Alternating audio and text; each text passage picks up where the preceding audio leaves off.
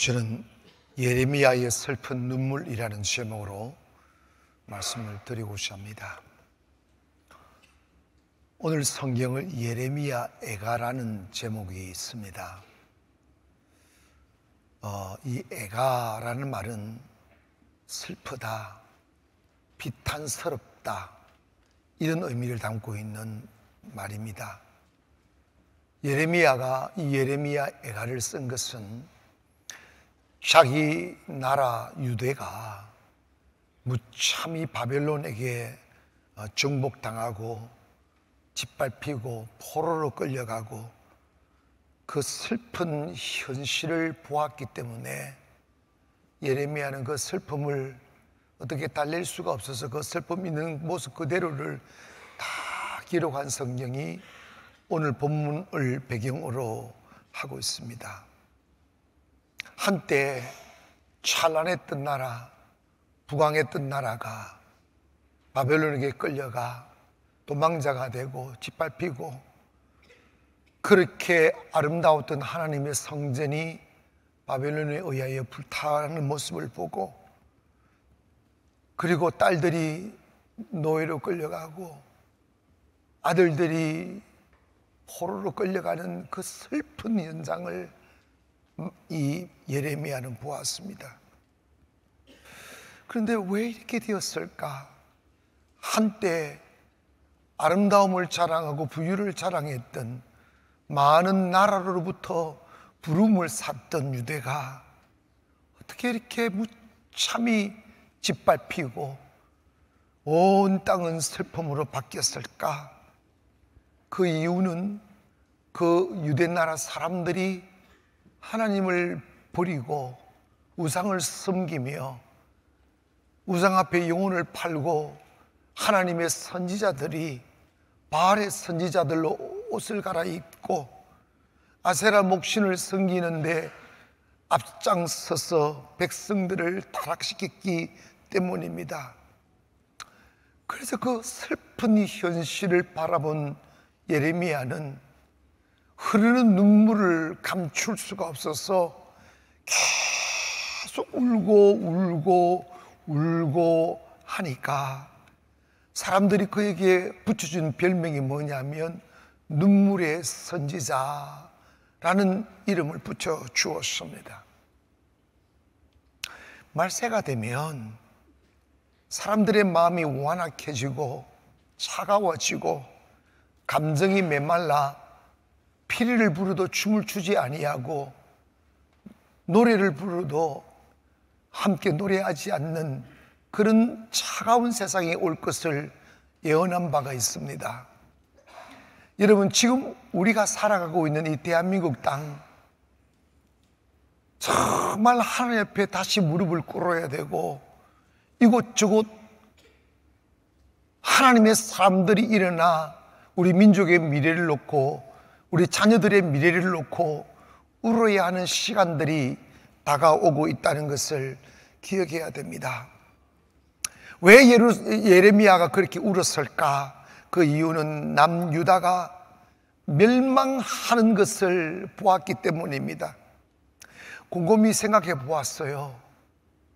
이렇게 자유롭게 예배드려도 그 어느 누구 하나 방해하지 아니하고 예수 믿는다고 우리의 목에 칼을 디밀지 않고 그 어떤 불이익을 당하지 않는 이 자유로운 세상 속에 우리가 살고 있습니다.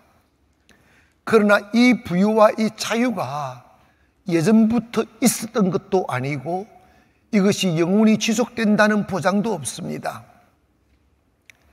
여러분, 오늘 이 유대 나라의 역사를 보면서 오늘 우리가 어느 시대에 서 있고 우리가 이 시대를 살아가는 우리는 지금의 자유와 평화와 축복을 지켜내기 위하여 어떻게 살아야 하는지에 관한 깨달음이 있기를 주의 이름으로 축원합니다.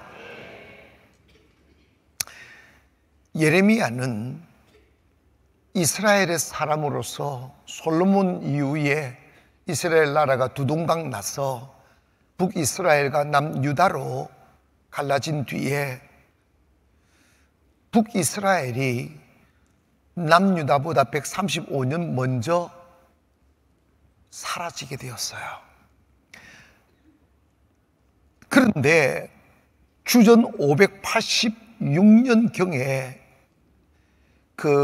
이 유대가 멸망을 했는데, 그 전에 주전 721년에 북이스라엘이 하나님을 버리고 우상숭배하다가 많은 선지자들의 경고를 무시하고 왕과 백성들이 타락하여 하나님을 배반하고 우상 앞에 영혼을 팔았던 그 결과로 가장 악랄한 족속 아수르에게 무차별 짓밟히고 죽임당하고, 사람들을 깨구리 엮듯이 엮어서, 철사줄에 엮어서 포로로 끌려가고 나라가 완전히 사라지고 노예가 된 모습을 유대가 보았어요. 보았는데 유대가 그러면, 우리나라가 안전하고 평화로우려면 잘 살수록 겸손하고 하나님께 예배하고 경건하게 살아야 되겠다는 이 교훈을 얻어야 될 텐데, 똑같이 유대도 그렇게 이스라엘이 걸었던 어두운 길 걷다가 결국은 신흥 제국 바벨론으로부터 침공을 받아서 완전히 나라 뺏기고, 딸들은 성노예로 끌려가고 아들들은 전쟁 포로로 끌려가고 노동자로 끌려가는 그 비참한 모습을 보고도 말 한마디 하지 못하고 숨어서 딸들의 슬픔과 아들들의 두려움을 바라봐야만 하는 슬픈 노인네들이 차기 시작했습니다.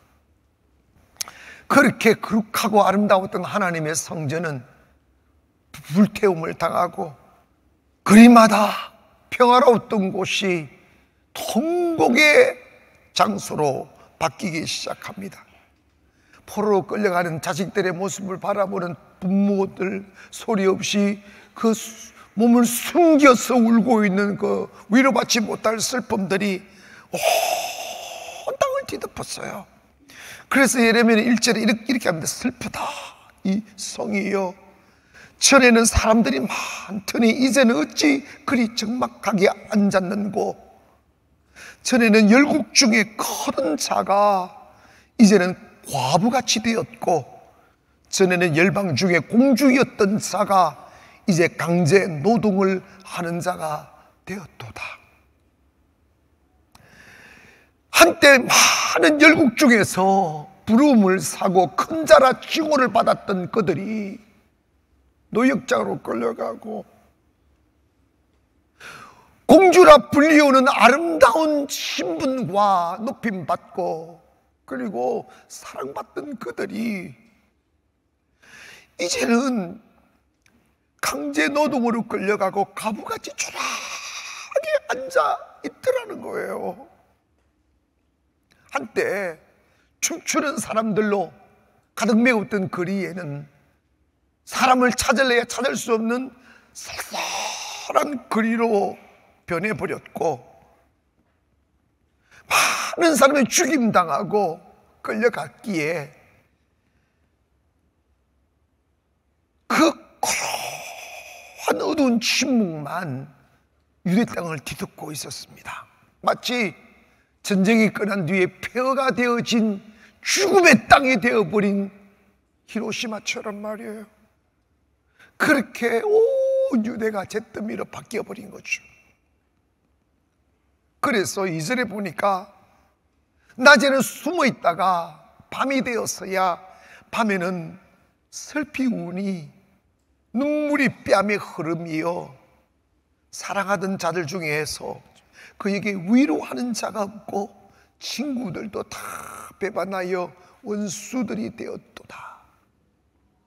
나라가 이렇게 바뀌니까 서로 살기 위하여 서로 고발하고, 아무리 이웃 사람들의 슬픔을 당하여도 위로해 주는 사람이 없고, 한때 친구였던 자들이 배반하기 시작하고, 에돔은 동맹을 맺어 우리 침공당하면 서로 힘을 합쳐서 싸우자고 동맹까지 맺었지만 그 무슨 바벨론의 칼과 창 앞에 덜덜덜 떨고 에돔조차도 바벨론 편에 서서 도리어 유대 땅에 들어와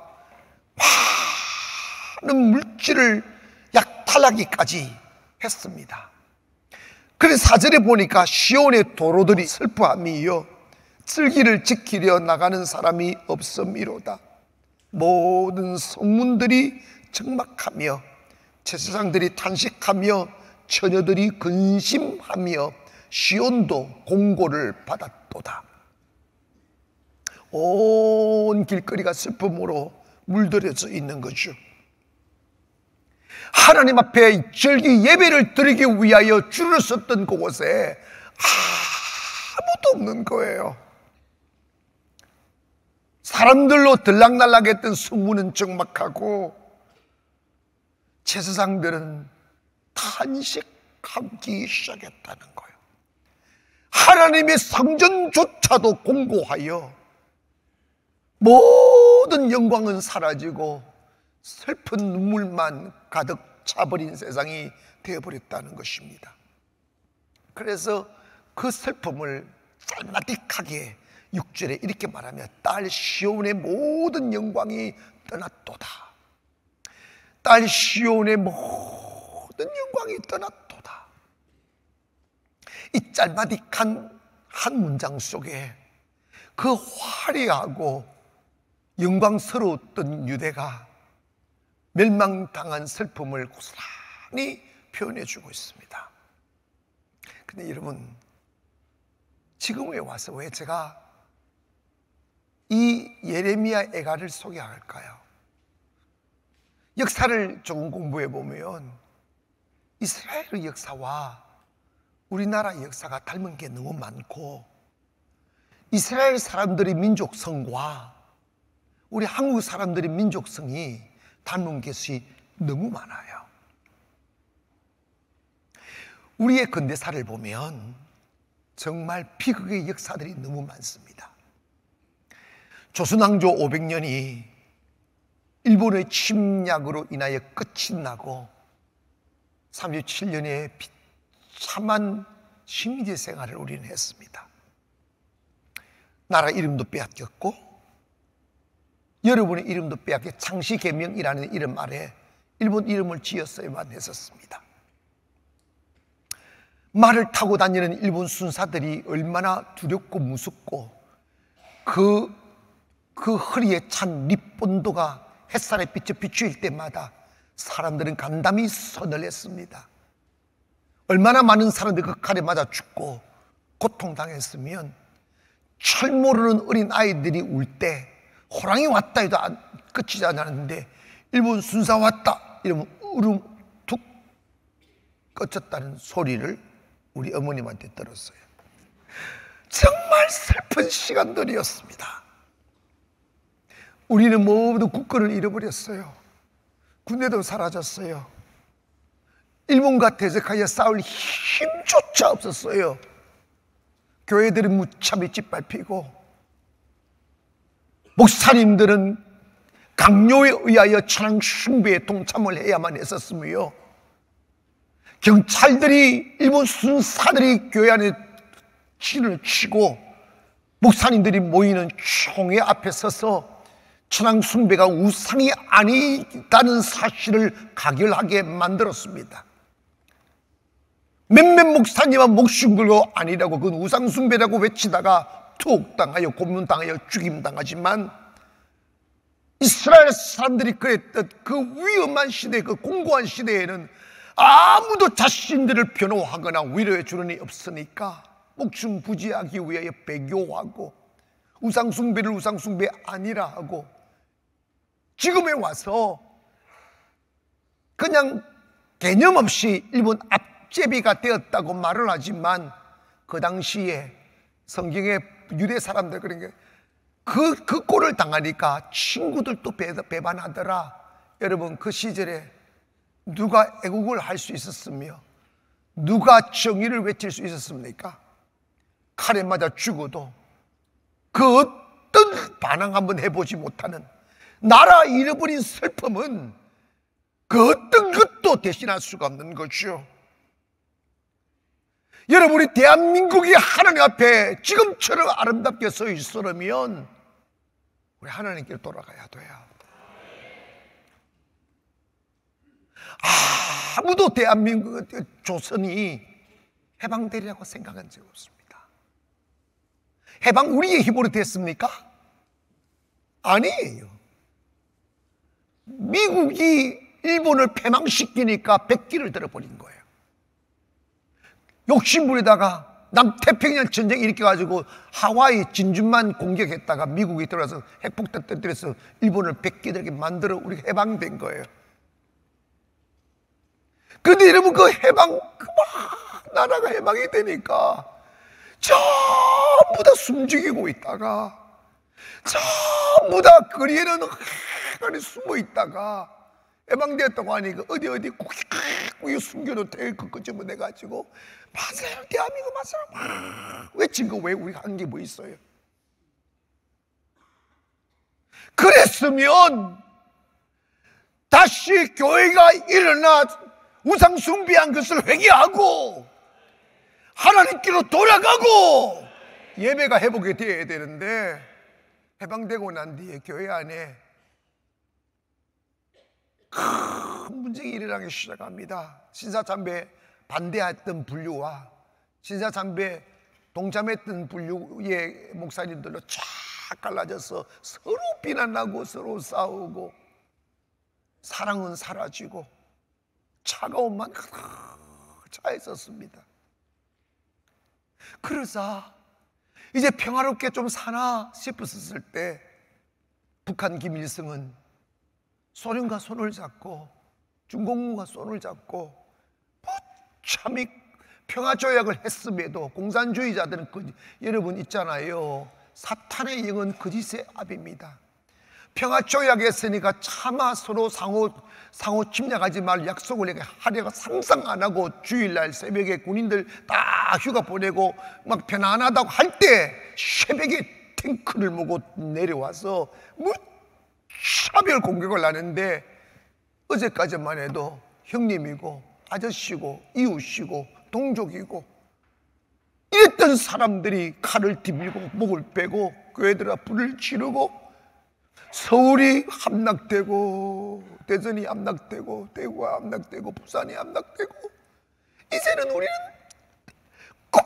꼼짝없이 북한처럼 살아야 될 운명에 빠졌습니다.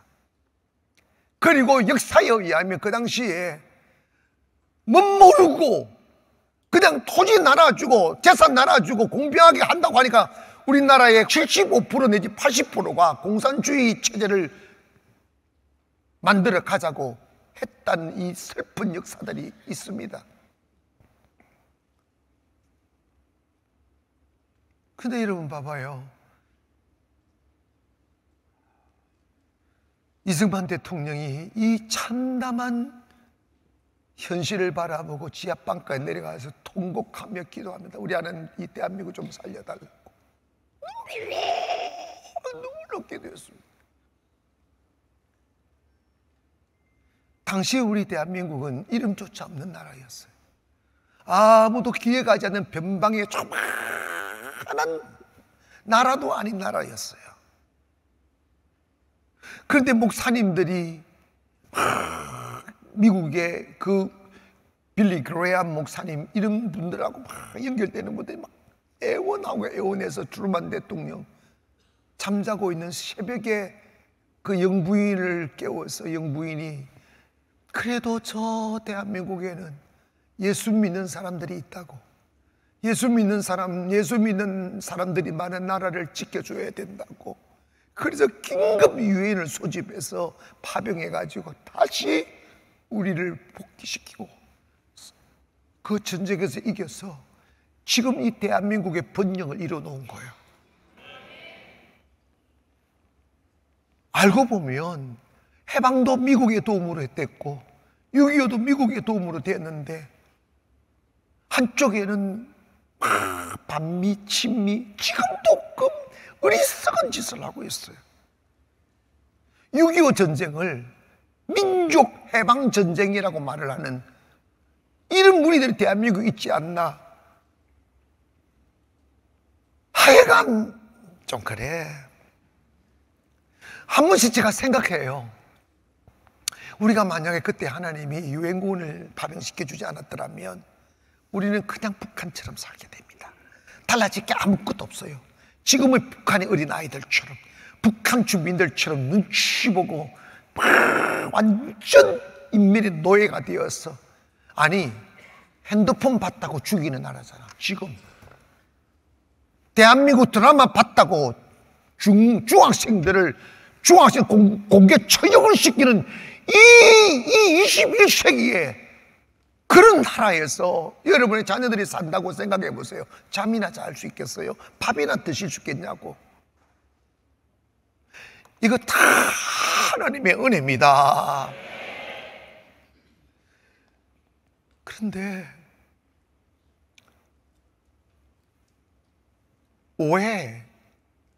왜 유대가 그렇게 멸망하게 되었습니까? 그 이유는 딱 하나예요. 경제가, 군사가 약화돼서 된 게 아니라 하나님을 버리고 우상 숭배했기 때문입니다. 하나님을 버리고 우상 숭배했기 때문입니다. 1장 5절에 보니까 그들의 대적들이 머리가 되고 그들의 원수들이 형통함은 그의 죄가 많음으로 여호와께서 그를 공고하게 하셨습니다.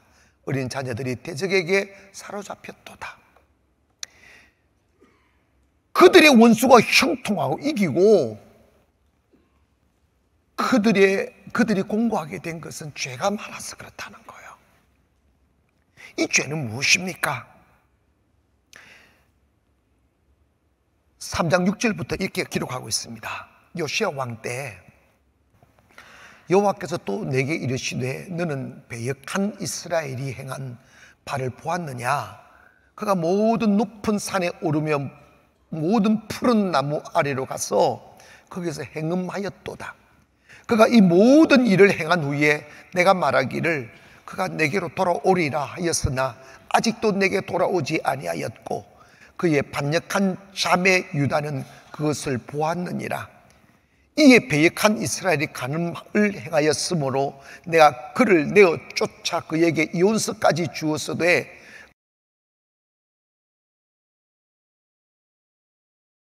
그의 반역한 자매 유다가 두려워하지 아니하고 자기도 가서 행음함을 내가 보았노라. 그가 돌과 나무와 더불어 행음함을 가볍게 여기고 행음함이여 이 땅을 들이펴 끊을 이릅니다.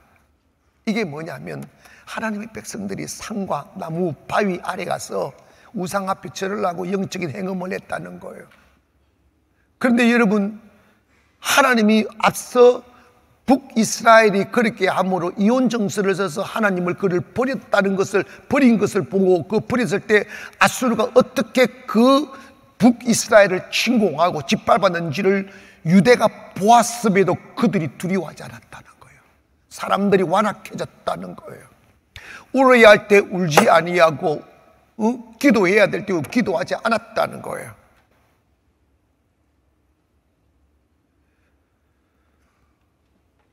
육 장 13절에 보니까 이는 그들이 가장 작은 자로부터 큰 자까지 다 탐욕을 부리며 선지자로부터 저자까지 다 그 짓을 행합니다. 여러분, 나라가 무너지려면 백성들이 타락합니다. 그리고 오늘 여기서 성경적 관점에서 보면 하나님이 그 나라의 존망을 결정하는 그 원인을 어디서 찾느냐 하면 교회나 하나님의 사람들에게서 찾는 것입니다. 이스라엘 민족은 하나님이 선택한 믿음의 조상을 둔 하나님의 택한 백성들입니다.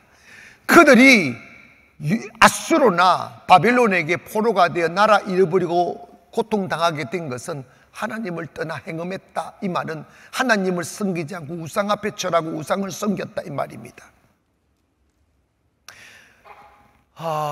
그 결과 죽게 됐는데 여러분 생각해 봐요. 아브라함 시대 때 소돔과 고모라 땅이 있었습니다. 너무 죄악이 간역하고 동성애가 판을 치던 시대였어요. 그때 하나님이 유황불을 내려서 그곳을 불태우려 할 때 아브라함이 하나님과 조약을 맺었어요. 뭐 100명부터 시작해. 그런데 마지막 10명, 의인 10명만 있으면 그 의인 10명 때문에, 여인 10명 때문에 불태우지 않을 거라고 했어요.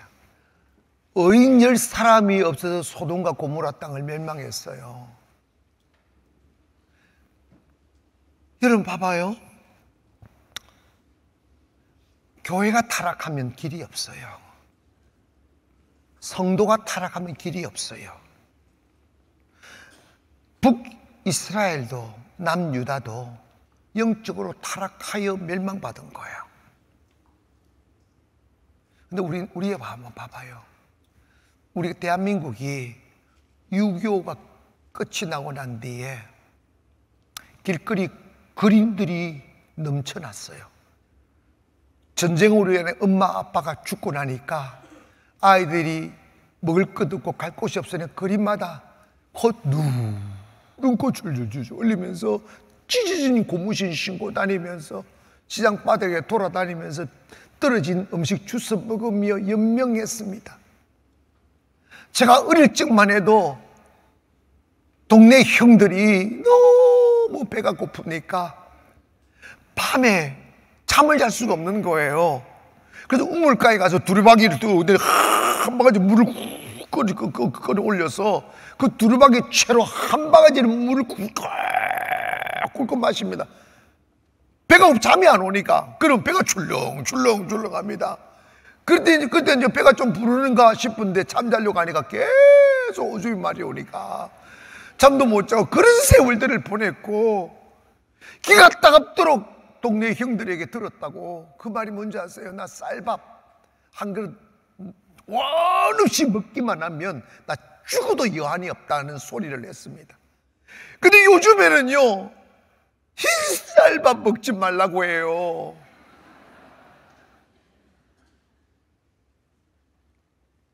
당뇨에 안 좋다고. 어디 족발 먹으면서 껍데기를 제끼고 살만 먹는 시절이 있겠냐고.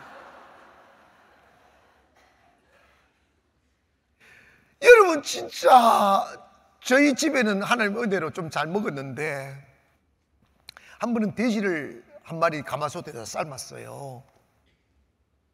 삶았는데 동네 아낙네들이 딱 삶아놓고 조금 식으니까 그 위가 하얗게 기름 끼잖아. 요즘은 그거 다 걷어내어 버리잖아요. 그런데 아낙네들이 와서 그릇까지 와가지고 그 허연 기름을 다 걷어가는 거예요. 왜 걷어가? 내가 물어봐서 그게 왜 걷어갔냐고 그랬더니 우리 남편이 기름기가 없어서 기름을 먹여야 된다고 허연 돼지 기름을 그릇에다가 다 걷어갔어. 내가 눈으로 봤다고. 그런데 돼지 껍데기를 안 먹어? 여러분, 우리 그랬던 시절이 먼 이야기가 아니에요. 우리 시대의 이야기예요.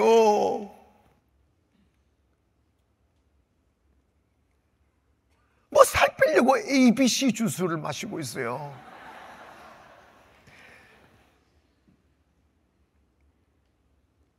그런데 여러분 봐봐요.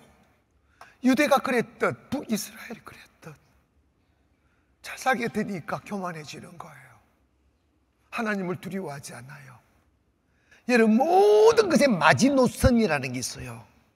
이 마지막에 선을 넘으면 끝나는 거예요. 근데 지금 우리나라는 마지노선을 넘고 있어요. 첫째로 사람들이 하나님을 두려워하지 않아요. 가난했을 적에는 교회를 안 다녀도 목사라고 하면 아이고 내 목사님 하고 그냥 존중하고 존경했어요. 근데 요즘 사람들은 목사라고 하면 목사라고 하지 않아요. 종교인이라고 그래요. 그 말의 뉘앙스는 뭐냐? 비현실적인 사람들, 캐캐묵은 이야기하는 사람들, 비하하는 언어로 저 종교인이라고 말을 합니다. 교회를 핍박해요. 요즘 학교에서 아이들 교회 나간다고 하면 이 19세기 아이냐고 비난한다는 거예요.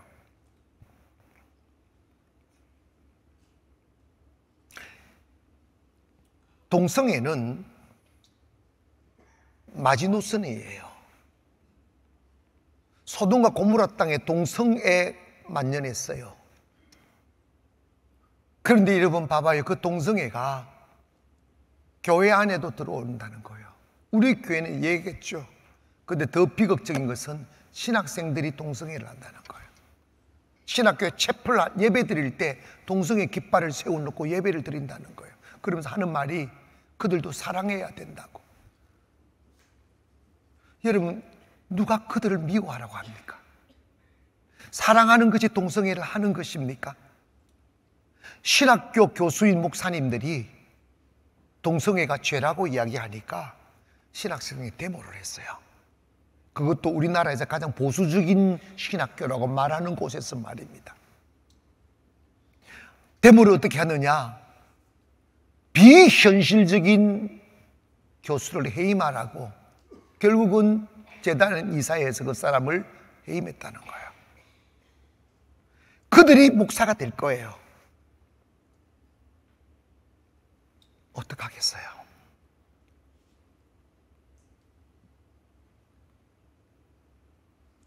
역사를 왜곡합니다. 6.25를 남침이라 하지 않고 민족해방전쟁이라고 왜곡합니다. 민주주의를 토대를 낳고 공산주의 세력으로부터 지켜낸 이승만을 독재자라고 합니다. 나쁜 사람으로 만들어 놓습니다. 누구를 미화란 뜻이 아닙니다. 역사는 정직해야죠. 요즘 다큐멘터리 영화가 나오니까, 사실에 기인 영화가 나오니까 아이들이 충격을 받는다는 거예요. 우리 학교에서 그렇게 안 배웠다고. 어떻게 그럴 수 있냐고.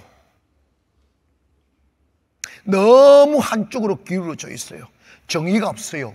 진리가 없어요. 옳음이 없어요. 여러분, 우리 대한민국이 이대로 계속하면 망합니다. 학교에서 아이들을 망치고, 우리 교회 선생님들 참 매일 기도하고 매일 예배하시는 훌륭한 선생님들 많이 계심을 너무 감사하게 생각하는데, 일부 교사들은 내가 내 귀로 듣고 본 거예요. 아이들에게 가르친다는 거예요. 얘야, 미성년자들은 일하면 안 돼. 미성년자들은 인권이 있으니까 집에서 어머니가 설거지 시키거나 일 시키면 경찰에다가 고발해. 그건 아동학대야. 여러분, 송도에서 있었던 일이에요. 선생님이 하도 공부 안 하고 놀기만 하니까 얘야, 너 열심히 공부해야지 이 말했다고 친구들하고 입을 맞추어서 선생님을 고발해서 우리 선생님이 학대했다, 욕했다고 그렇게 거짓말로 신고를 해서 선생님 경찰서가 조사를 받았다는 거예요. 선생님 해먹겠습니까? 여러분, 정말 선생님이 충격이 되는 거예요. 아이들을 인격적으로 다가갈 수가 없어요. 성폭교육을 시킬 수가 없어요. 학교는 지식을 전달해주는 전당이 아니라 사람을 만드는 장소잖아. 위대한 선생을 만나야 위대한 지도자가 되는 거지. 그런데 그 인격적 접촉점을 만들 수가 없어요. 왜? 잘못된 교육이 아이들 인권 하면서 아이들 간섭도 못하고. 세상에, 나 이 설교 시간에 할 수 없는 말들이 내가 많이 들었어. 여러분, 아이들에게 믿음을 심어줘야지. 정의를 심어줘야지. 저요, 어릴 적에 6살 때부터 나는 아동학대를 당한 사람이야. 손 먹여야지, 염소 먹여야지. 세상에 아버님이 6살 때 송아지 한 마리를 사줘가지고 한 2, 3년을 키웠더니 학교 갔다 왔더니 팔아먹어버렸어요. 송아지가 셋째 속 없는 거예요. 얼마나 울었는지 몰라. 그랬더니 다음날 되니까 또 송아지. 우리 어떻게 그래도 목사 됐어요. 집안일 도우고 순종을 배우고 아멘 합시다. 서로 봉사하고 이게 인생이지. 세상에 그게 김성이 아니면 어떻게 선생이 설거지 시키면 고발하라고 가르치는 그 선생 하지 말아야지.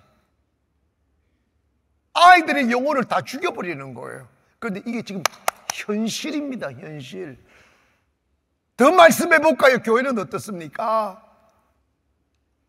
여러분 있지 않습니까? 교회가 기도하고 살아있으면 절대 교회는 망할 수가 없어요. 거기에 아멘 합시다. 우리 개척에서 지금 일어났잖아요. 50에 개척했다고. 지금 몇 살인지 난 몰라요. 여러분 보십시오. 많은 교회들이 70% 이상의 주일학교가 없어요. 동네 사람이 없어서 그런 게 아니에요. 영혼에 대한 눈물이 없는 거예요. 다른 사람들이 죽어가는 것에 대하여 방관하는 거예요. 많은 분들이 이렇게 이야기해요. 지금 시대는 교회 오는 시대가 아니라고. 그래서 이런다. 지금 우리 한 20, 30년 남아있으니까 내가 죽을 때까지, 내가 은퇴할 때까지는 교회가 남아있을 수 있다고. 은퇴한 뒤는 어떻게 하실, 그만 모르지. 그게 목사입니까? 근데 이런 사상을 가진 분들이 너무 많다는 거예요. 울어야지.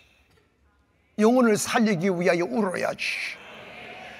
예레미야는 자신의 민족을 위하여 금식하며 울었다고요. 복음은 나 아닌 다른 영혼을 위하여 우는 데서부터 출발하는 거예요. 그들의 비극과 슬픔을 보면서 울어줄 수 있는 따스한 말입니다.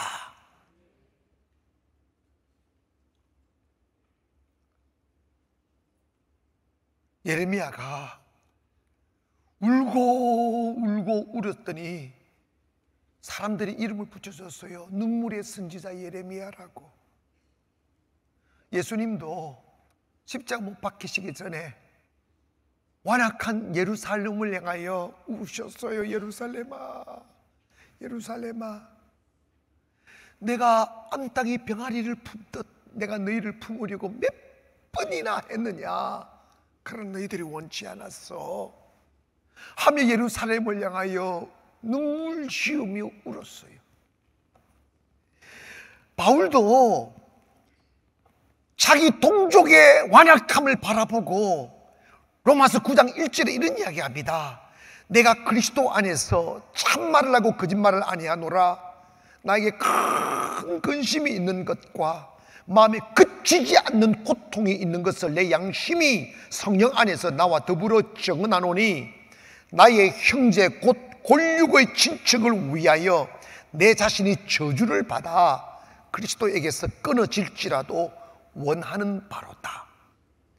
이게 뭐냐면 진리에서 벗어나 있는 자기의 동족 유대인들, 예수 그리스도를 배척하는 이들이 회개하고 돌아와 영혼이 사는 길이 있다면 자기가 저주받아 그리스도께로부터 끊어져 지옥을 가도 나 괜찮다는 거야.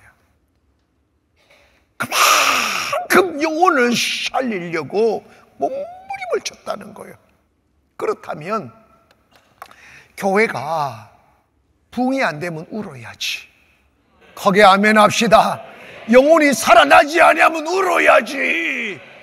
교회가 내리막을 걸으면 울어야지. 내가 살아있을 동안에는 유지가 된다는 이 말은 말이 앞잡이에요. 먹고 살기 위해서 교회하는 게 아니잖아요.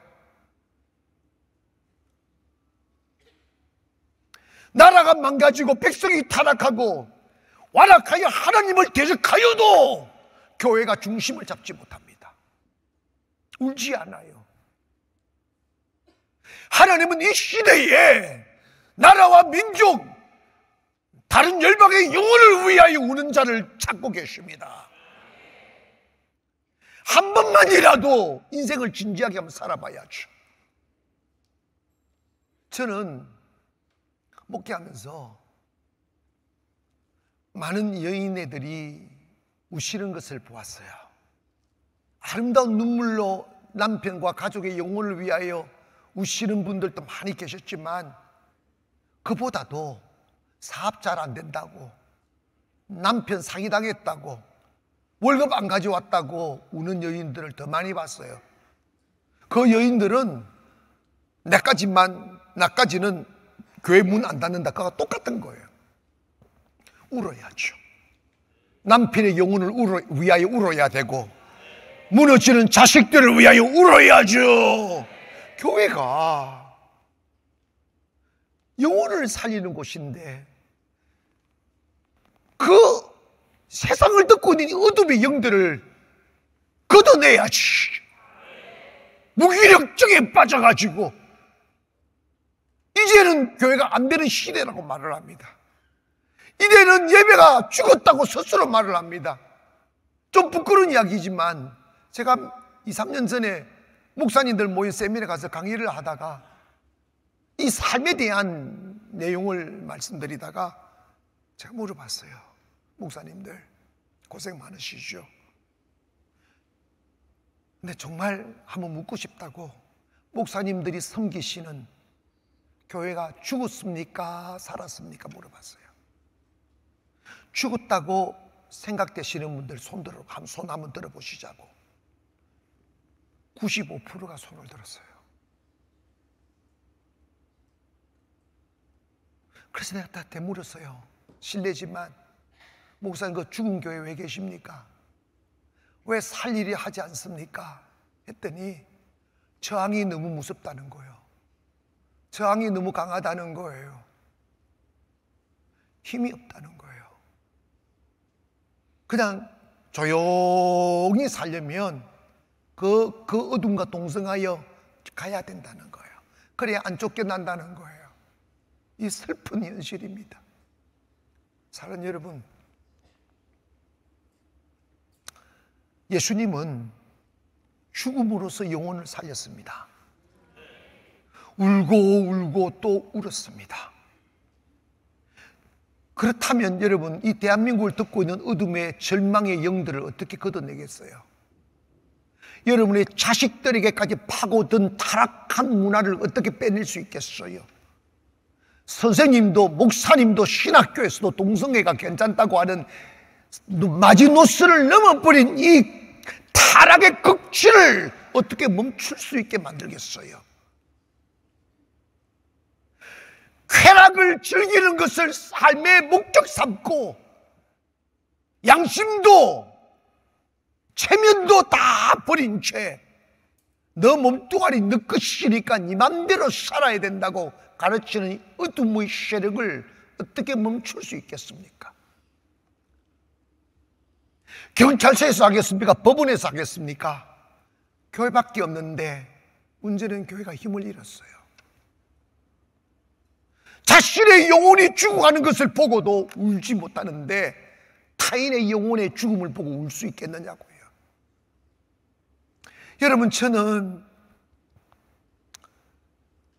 생각하고 또 생각하는 게 뭐냐면, 우리 대한민국의 이 아름다움과 영광을 좀 더 지켜내기 위해서는 끝없는 절망의 나락으로 달려가는 이 타락의 질주를 멈춰야 된다고 생각해요.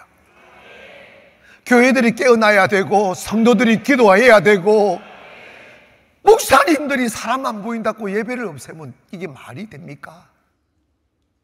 모이든 안 모이든 혼자서도 예배 드리면 하나님의 영이 임하시면 사람이 온다고요.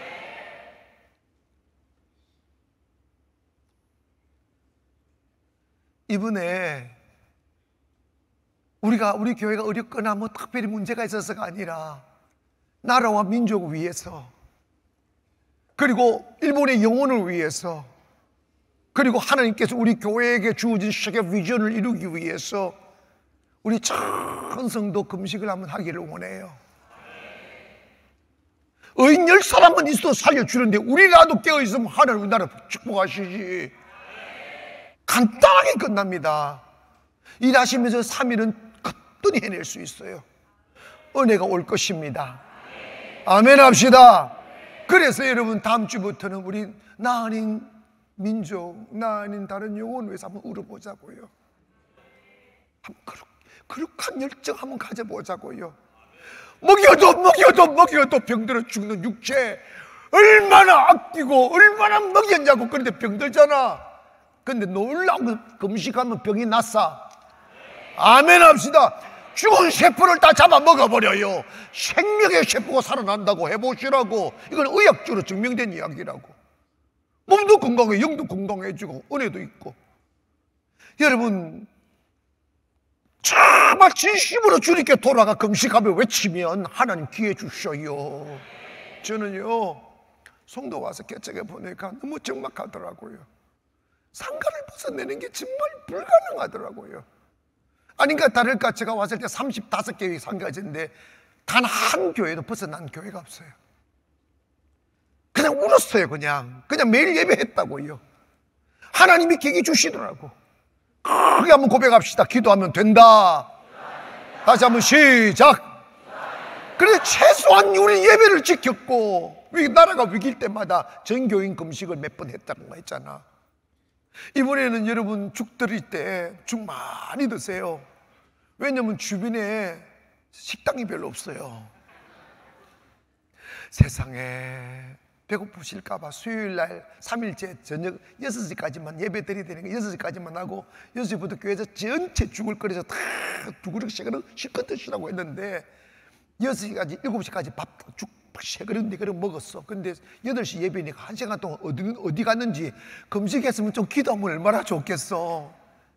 그 나머지 시간 주여 힘내서 기도하면 좋겠어. 아무도 없어. 어디 갔나 했더니 주변 상가를 다 털어 먹었어요.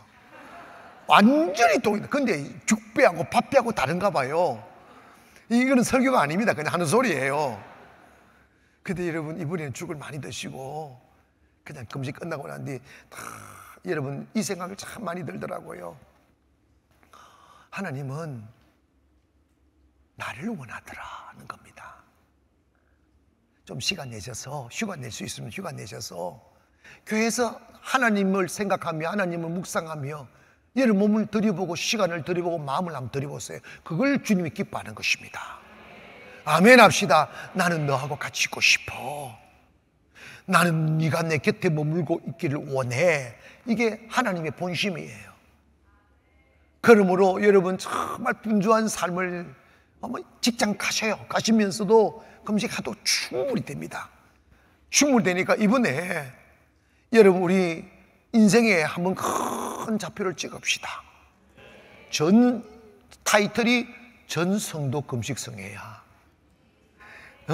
그러면 금식 안 하면 안성도가 되는 거야. 할렐루야.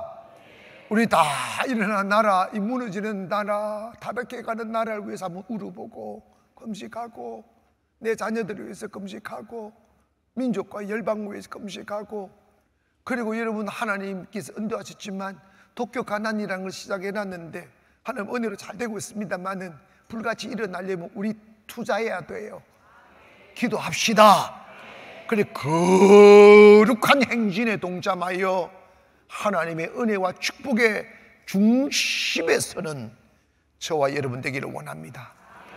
이사야 58장 6절입니다. 크게 함께 읽습니다. 시작. 내가 기뻐하는 금식은 흉악의 결박을 풀어주며 멍에의 줄을 끌어주며 압제당하는 자를 자유케 하며 모든 멍에를 꺾는 것이 아니겠느냐. 기도합니다.